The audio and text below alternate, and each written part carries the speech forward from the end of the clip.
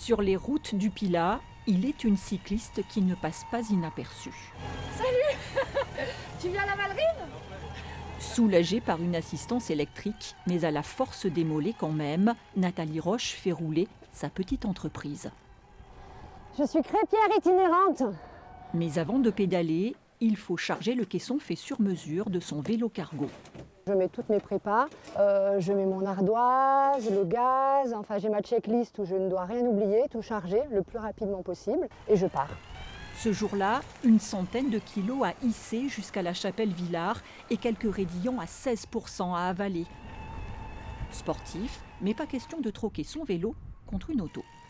Déjà, je suis cycliste par ailleurs, j'aime ce mode de déplacement doux.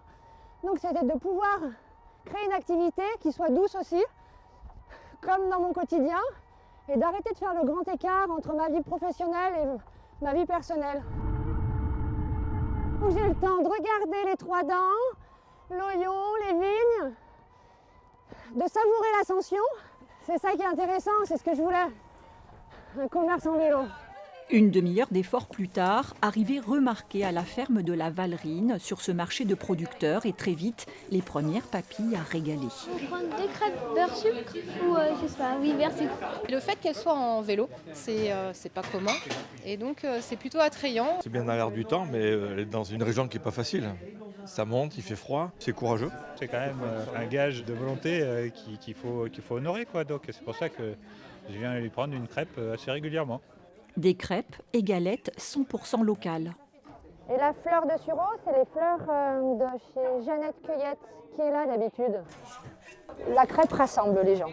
C'est ce que j'aime, rencontrer des gens, parler de produits qui sont là, pas loin, d'arrêter de consommer des produits qui viennent de l'autre bout de la planète, se dire qu'en fait on peut vivre tout simplement là où on est, vraiment ancré. Ce bonheur d'être en phase avec sa philosophie de vie, Nathalie le doit à un diplôme de crêpière décroché en Bretagne en 2022, à sa ténacité aussi d'aller au bout de ce projet. Il l'a fait vivre, même si elle conserve pour l'instant une autre activité à mi-temps.